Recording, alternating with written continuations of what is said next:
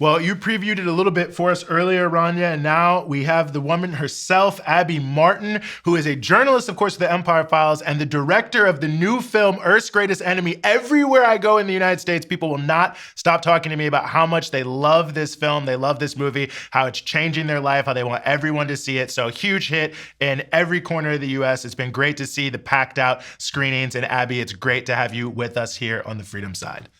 It's great to be here. John, you got to up my contrast, dude. I'm white as a damn ghost over here. What is going on, man? You guys got to It's help just me winter out. white. Doing me Winter dirty, white. dude. Winter white. Portland Winter white. white. Jeez. Portland Louise. white.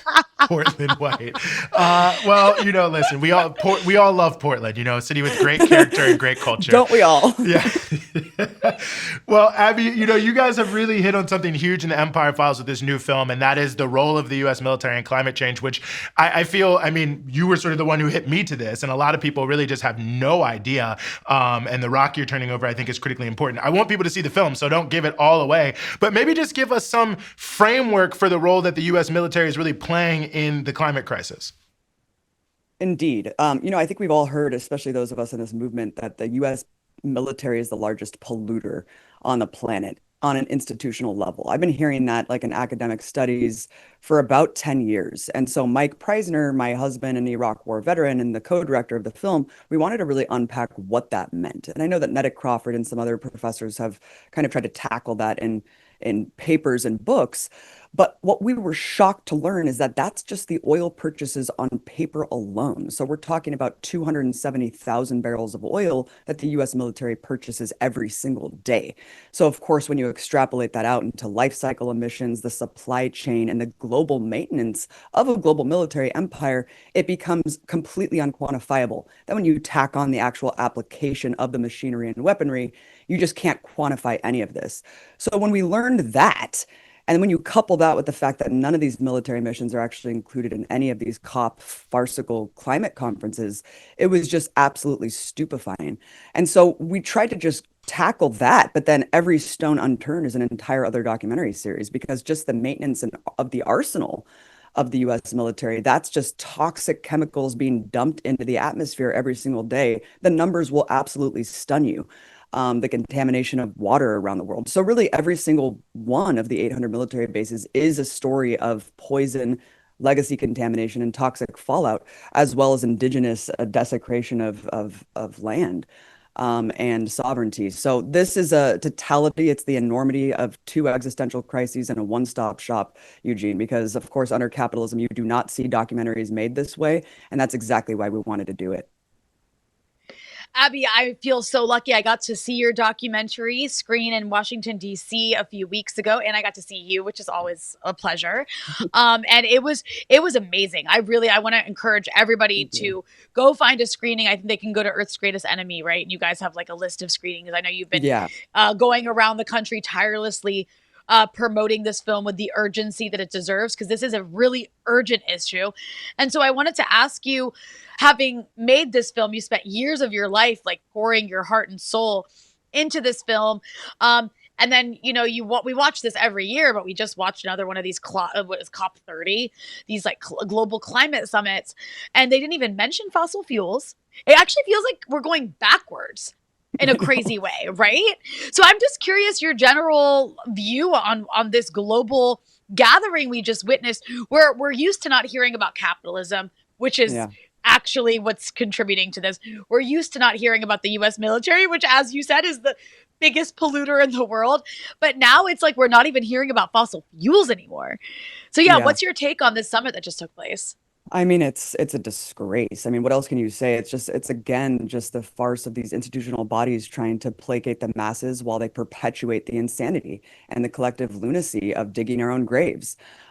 For the last 20 years, I mean, ever since I saw Inconvenient Truth, I was like, finally, we're going to talk about how this is, we're all going to be like based around this framework now of climate change and what's going to happen, and we're all going to act accordingly. That's kind of how I felt my whole life. If I just put the information out there, people will act accordingly. I think that we all know that that's completely not the way things operate. And instead of actually operating with the global climate emergency that we are facing in a cooperative manner, we're agitating for war, we're overseeing genocide, and we have detached so far away from the consensus of our reality that we even share with the global community. So 20 years away from inconvenient truth. And I hate to keep holding this up as the standard bearer. Obviously, it's completely not, and it's missing so much. But my point is that that consensus of our reality about what are we facing and how do we approach it and what do we do to solve it is so insanely removed from our priorities right now. So as you just mentioned, I mean, COP30, not only did they bulldoze some of the Amazon rainforest to even get the delegates there that are probably spending more carbon than they are saving it, preserving it with these absurd, caps that they're doing. But when they were there, they didn't even talk about fossil fuels. They're not transitioning off fossil fuels. They didn't even mention it in the paper. So again, what are we talking about? What are we doing? When you're looking at the US military, it is an army for the fossil fuel infrastructure, for the fossil fuel machinery. So yes, we know the global perpetrators of the climate apocalypse are fossil fuel companies, but all of this has been atomized and isolated in terms of our global understanding of how this machinery operates. The fossil fuel companies have an army, and that army is the US military. And US imperialism is a machinery that imposes global capitalism against the planet at the barrel of a gun, against their will. So again, like this entire infrastructure necessitates oil. Like, I mean, you saw, Rania, I'm going and chasing down these top brass of the military, and they're telling me straight up, we need oil, we need to keep all these systems in check. And that's the self-fulfilling prophecy of this whole system. You need to keep getting oil in order to maintain the global empire. So when you see this kind of naked colonial imperial aggression, like what Trump's doing in Venezuela, it's just so laid bare what this is all about. Mm. Amazing. It's been 20 years from inconvenient truth. That's wow. But I think you're right to hold it up because it really did feel like everything was shifting at that moment. And here we are. And I think you're pointing correctly to what's missing. And I'm wondering in terms of, I mean, I think you and Mike must have talked to thousands of people now. I'm just seeing you every single day all around the country. What are you taking from the engagement of people who are coming to the screenings, who are seeing the film as you travel around? People are starving for the information, Eugene. People are absolutely starving for it. They know that the political repression is ratcheting up. They're tired of being gaslit and lied to. They've been seeing the media telling us that genocide isn't happening, that black is white and up is down for the last 2.5 years. So people are radicalized. They are ready. They are motivated. They have been completely woken up by the nature of the system, the perpetuation of the status quo with Kamala Harris and the Biden administration. The status quo is death. And I think this movie really paints the picture that this was a snapshot of the Biden administration. This is death. This is the status quo. This wasn't even when Trump took power and is saying climate change is the biggest hoax perpetuated on humanity. This is the Biden administration, and this is unacceptable because they are barreling us off of a cliff and destroying the habitability of our future. And so every person that I meet of all stripes, all political backgrounds, all faiths, they are coming to these screenings because there's so many entry points for everyone from all walks of life to get involved in the struggle and understand how these issues interconnect, how our brothers and sisters in Congo, in Sudan, in Palestine, all linked to the fact that we can't afford eggs and gas because the Pentagon's a parasitic vampire sucking up all of our resources and bleeding us out. So all of these things are interconnecting in a way that I've never seen before, Eugene. I do have revolutionary optimism. As dystopian as the hellscape is that we're facing, I have never seen a moment like this that is galvanizing and coalescing people from all walks of life all around the world that have this international lens of solidarity. Because I've never seen my American brothers and sisters care and be invested in sustained action for people around the world. And this is our moment because we're not going to let these maniacs rob our future without a fight. And that's why we do what we do. We're not going to stop. And I've never seen anything like this. I really do feel like this is our time. We can take the planet back from these people. We really need to, Eugene. And this movie is just one tool in the arsenal to speed up that fight and to expand the consciousness.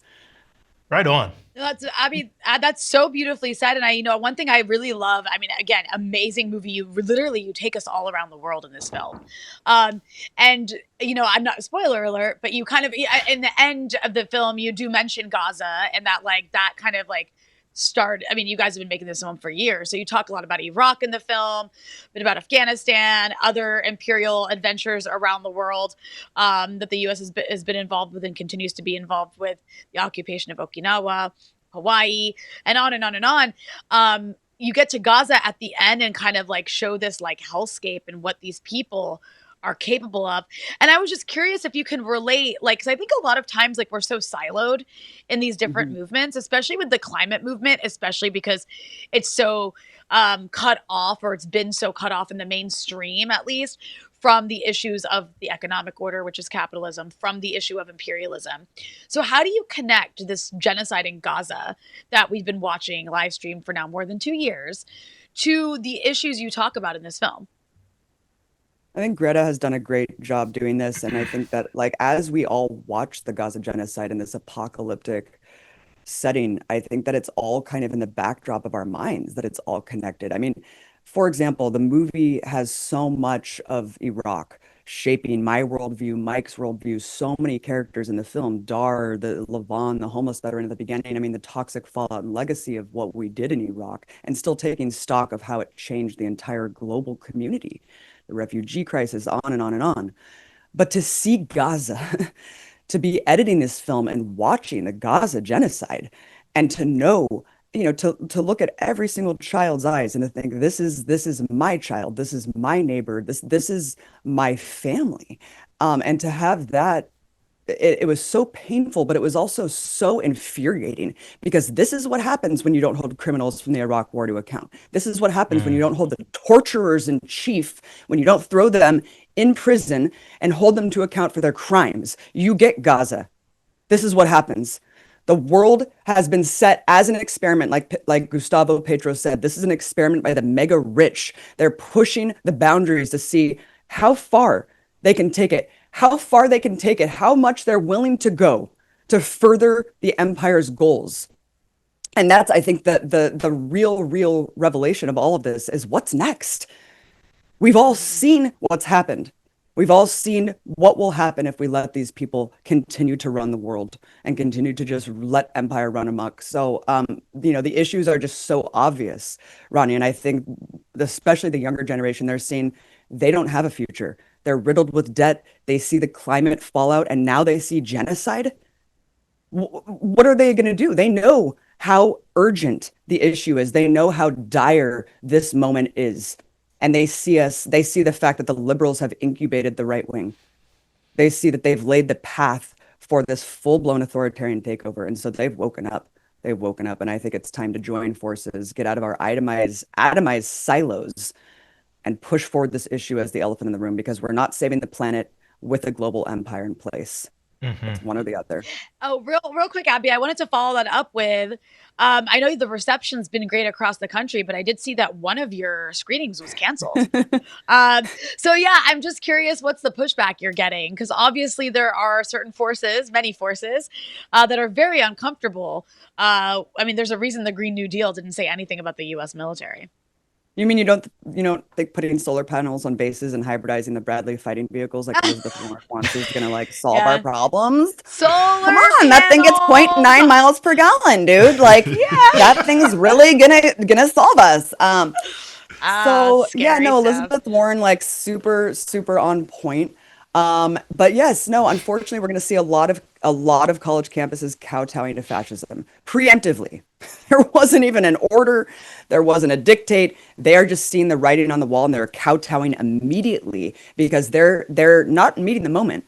They're caving to the moment instead of being proud and saying, no, we're an institution of higher learning. We're going to protect our students. We're going to, defend the First Amendment and the sanctity of free speech. No, instead they're canceling the screenings. I already had a screening in Charlotte, North Carolina, be canceled because of the, quote, sensitive and controversial nature of the film. At the same time, on all their social media, they're lauding Earth Day and the environment and how great it is to be stewards of the environment at this school. I mean, it's just absolutely cartoonish.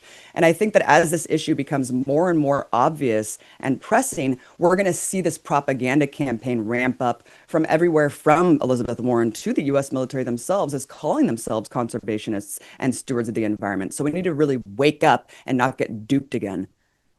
Yeah, no, I couldn't agree with that more. And obviously, they have great propaganda resources at their side. But thankfully, we have the new film, Earth's Greatest Enemy. Before we let you go, where can people go to find out where they can see the film?